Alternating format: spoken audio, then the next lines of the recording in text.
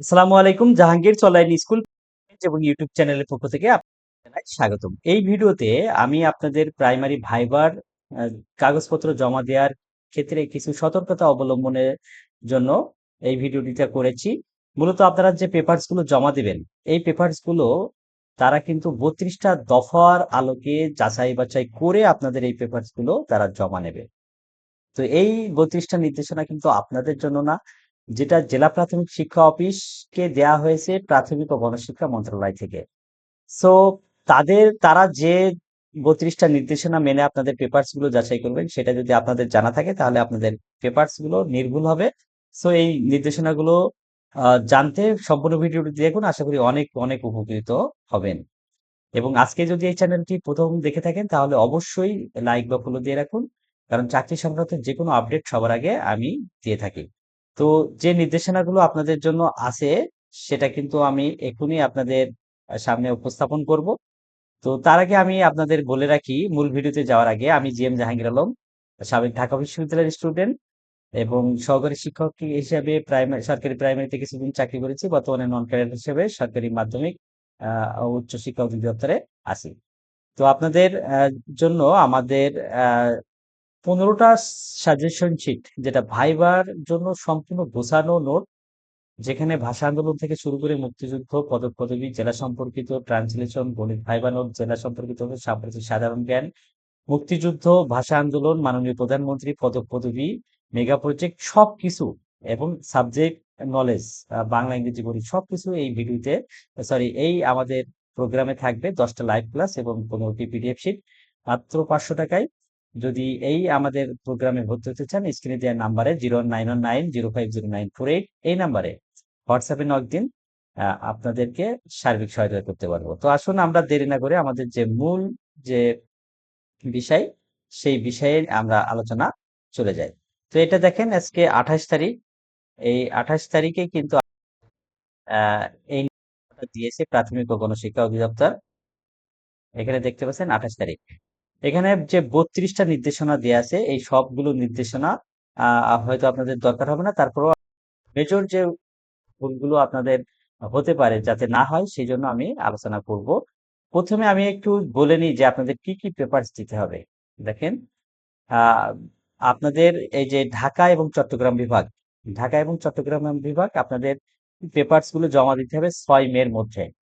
এখন 6 মের মধ্যে, তো এই যে আহ, ঢাকা এবং চট্টগ্রাম জেলার যেগুলো আছে, সেই জেলাগুলো ওয়েবসাইটে আগামীকাল বা পরশু কবে কোন উপজেলার বা পেপারস গুলো জমা দিতে হবে, তো আলাদা আবার একটা ডেট দেবে। সুতরাং এখন আপনাদের নজর রাখতে হবে আপনার জেলা প্রাথমিক শিক্ষা অফিসের ওয়েবসাইটে বা সরাসরি তারা যেদিন আপনাকে পেপার জমা দিতে বলবে, সেই দিনই আপনাদের এগুলো জমা দিতে হবে। 6 মের পরে যদি আপনি কোনো পেপার জমা দেন, সেটা কিন্তু আর গ্রহণযোগ্য হবে না, এবং 6 মের মধ্যে যদি আপনি পেপার গুলো জমা দিতে ব্যর্থ হন তাহলে আপনার ভাইবা কার্ড ইস্যু করা হবে না।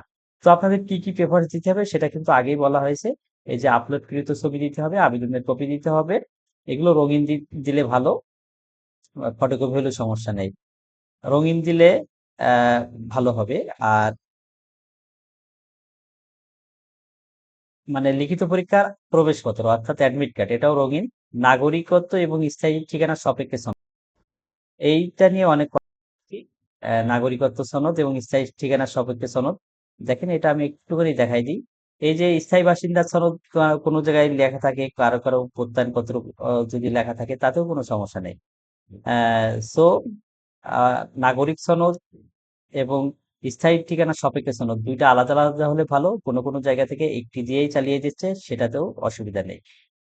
তো আমরা মূলত এই বিষয় নিয়ে অন্য ভিডিওতে কথা বলেছি, তাই আমরা আমাদের যে 32 নির্দেশনা আছে সেটা নিয়েই কথা বলি।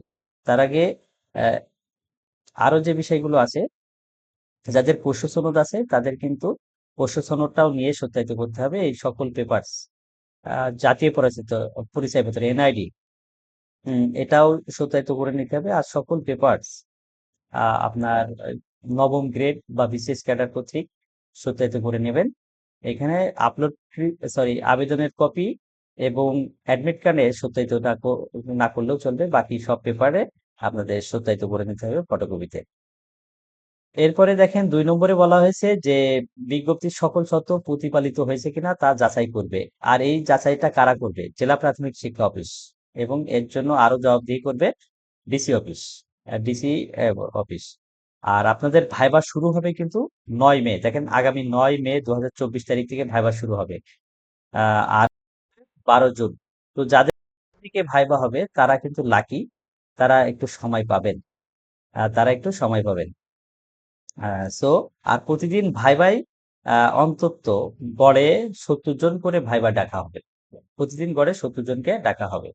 আর এখানে যে কথাগুলো বলা হয়েছে যে user ID, password, web link, download, print, এগুলো হচ্ছে মূলত জেলা প্রাথমিক শিক্ষা অফিসের জন্য নির্দেশনা। তারা এই ছকে আপনাদের নাম, রোল, হাজিরা শীট সবকিছু যাচাই করবো, তথ্য করবে। সুতরাং ৪ নম্বরটা আপনাদের। আসি ৫ নম্বর। আহ অধিদপ্তর কর্তৃক নির্ধারিত অনলাইনে ডাউনলোডকৃত, এটাও আপনাদের জন্য না, এটা অফিসিয়াল। এখানে সব কিছুই কিন্তু অফিসের জন্য, কিন্তু আপনাদের জন্য যেটা দরকার, দেখেন আপনাদের মৌখিক পরীক্ষার যে সদস্য সচিব, তিনি হবেন জেলা প্রাথমিক শিক্ষা অফিসার। তিনি বিধি মোতাবেক আপনাদের সবকিছু যাচাই করবেন, কোনো প্রকার অনিয়ম হলে লাল কালিতে লিপিবদ্ধ করে দেবেন। সুতরাং সাবধান থাকতে হবে। কি কি ক্ষেত্রে অনিয়ম হবে, হতে পারে, এখন আসেন ৭ নম্বরটা দেখেন। দেখেন আপনাদের যাদের কোটা দিয়েছেন, কেউ যদি ভুল করে পুরুষের জায়গায় মহিলা, মহিলার জায়গায় পুরুষ এরকম আবেদন করে ফেলেন, সেটা কিন্তু যাচাই করা হবে। প্রার্থীর সকল তথ্য যাচাই করতে হবে, বিশেষ করে কোটা, মহিলা, পোষ্য, পুরুষ, এই ৩টা কোটা, এবং বয়স ও শিক্ষাগত যোগ্যতা কোনো ক্রমেই ভুল হওয়া যাবে না। এখানে ভুল হলে আপনার আহ আপনি টিকলেও আপনাকে ভাইবা দিতে দেয়া হবে না, আপনি লাল কালিতে পড়ে যাবেন। অর্থাৎ কেউ যদি পুরুষ কিন্তু সে দিয়ে ফেলেছে ভুলে মহিলা, কেউ পোষ্য নেই কিন্তু পোষ্য দিয়েছেন, হ্যাঁ, সেক্ষেত্রেও ক্রাসে পড়ে যাবেন।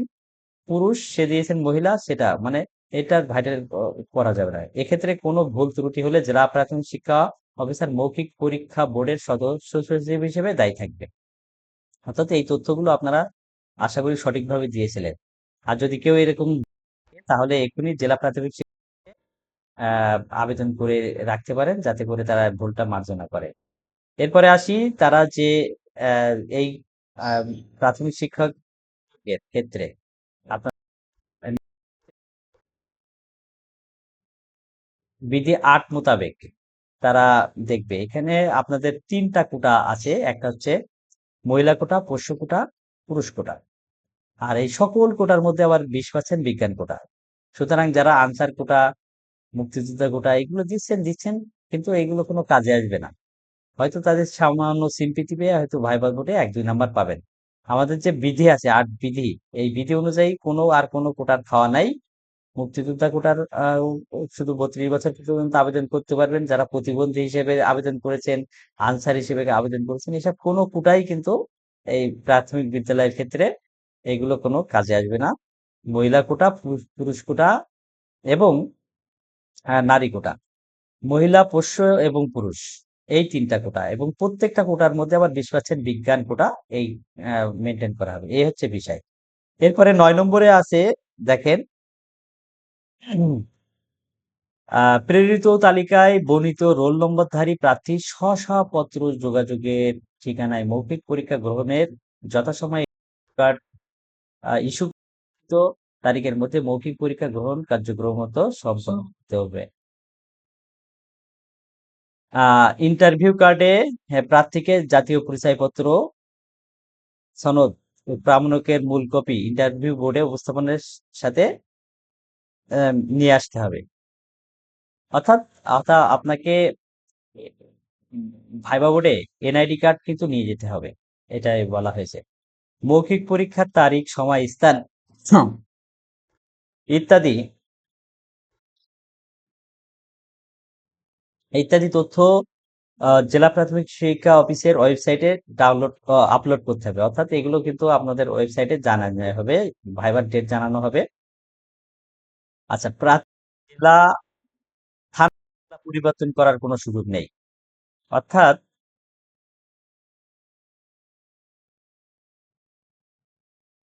এখানে দেখেন, জেলা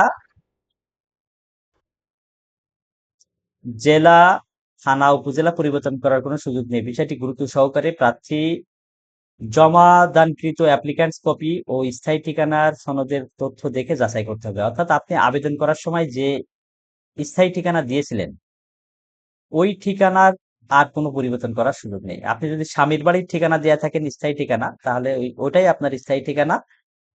এবং ওইখান থেকে আপনার কিন্তু স্থায়ী ঠিকানার সপক্ষে সনদ নিতে হবে। নাগরিকত্ব সনদও ওইখান থেকে নিতে হবে। এটা কোনো পরিবর্তন করার সুযোগ নেই। এখন যে আপনি যদি একই উপজেলার ভেতরে হয় তাহলে কোনো সমস্যা নেই। আপনি ঠিকানা পরিবর্তন করলে সমস্যা নেই। এখানে দেখেন বলা আছে জেলা এবং উপজেলা সঠিক না থাকলে মন্তব্যের কলামে লাল কালি দিয়ে বাতিল লিখতে হবে। অর্থাৎ আপনি আবেদন করার সময় জেলা উল্লেখ করেছেন ধরেন ঢাকা, এখন আপনি উল্লেখ করছেন আপনার জেলা শরীয়তপুর, লালকালী। আপনি আবেদনের সময় একটা উপজেলা উল্লেখ করেছেন, স্থায়ী ঠিকানা হিসেবে যে উপজেলা উল্লেখ করেছেন, এখন আপনি প্রত্যাশিত অন্য উপজেলার লাল। অর্থাৎ আপনার জেলা এবং উপজেলা আবেদনের সময় যেটা দিয়েছিলেন এখনো সেটা দিতে হবে এবং স্থায়ী ঠিকানা সাপেক্ষে সনদ সেই একই উপজেলা দিতে হবে। এইটা কিন্তু খুবই খুবই গুরুত্বপূর্ণ। অর্থাৎ আপনি মেয়েদের ক্ষেত্রে সুযোগ ছিল যে সে বাবার ঠিকানায় আবেদন করতে পারবে বা স্বামীর ঠিকানায়। আবেদনের সময় স্থায়ী ঠিকানা স্বামীর ঠিকানা, তাহলে স্বামীর ঠিকানা থেকেই আপনাকে স্থায়ী ঠিকানার সাপেক্ষে সনদ নিতে হবে, নাগরিক সনদও নিতে হবে। সেখানে আহ, স্বামীর নাম, তারপরে আপনার পিতামাতার নাম এবং আপনি যে ওই জায়গার বাসিন্দা সেটা হোক একটা প্রত্যয়ন দিলেই হয়ে যাবে। আশা করি বিষয়টা বুঝতে পেরেছেন। এরপরে 13 নম্বর যে প্রার্থীপত্রের কোনো তথ্য অনুযায়ী পুরুষ মহিলা কলামে প্রার্থীর লিঙ্গ পুরুষ মহিলা উল্লেখিত থাকবে। মৌখিক পরীক্ষার সময় তথ্যে ভুল পাওয়া গেলে লাল কালি দিয়ে কেটে দিতে হবে, সঠিক লিঙ্গ দিতে হবে। অর্থাৎ আপনি আবেদনের সময় পুরুষ মহিলা ভুল করেছেন, এখান আপনি যদি প্রাথমিক জেলা শিক্ষা অফিসকে জানান এটা, তাহলে তারা এটা ঠিক করে দিতে পারবে। তবে এতে ভয়ের কোনো কারণ নেই। আর কেউ যদি পোষ্য কোটা আবেদনের সময় দিয়েছেন কিন্তু এখন আপনার পোষ্য কোটা নেই, তাহলে আপনি এখন পোষ্য দেখাতে পারছেন না, সেটাও আপনি আহ, আবেদন করবেন। এটা বিবেচনায় নিয়ে কে আপনাকে সাধারণ কোটায় বিবেচিত করবে। আচ্ছা, এরপরে আছি শিক্ষাগত যোগ্যতায় আপনাদের কি কি ভাবে নাম্বার নির্ধারণ করা হবে। দেখেন 3 বা তদুর্ধ্ব এটা হচ্ছে প্রথম বিভাগ, 2 থেকে 3 এটা দ্বিতীয় বিভাগ, আর এটা তৃতীয় বিভাগ। প্রথম বিভাগের জন্য 2 নাম্বার। আর এইচএসসির ক্ষেত্রে 4 নম্বরের ক্ষেত্রে কিন্তু 2.4 বা তদুর্ধ্ব হচ্ছে 3। সেটা আগেই বলা হয়েছে যে 10 নম্বর আপনারা কিভাবে পাবেন, এটা নিয়ে আমি আর কথা বলতে চাই না। এসএসসি 4, 4, 8 এবং এই মানে অনার্স বা স্নাতকের জন্য আপনাদের মোট 10 নম্বরের যে স্কেলের নাম্বার দেওয়া হবে সেই কথাটা বলা হয়েছে।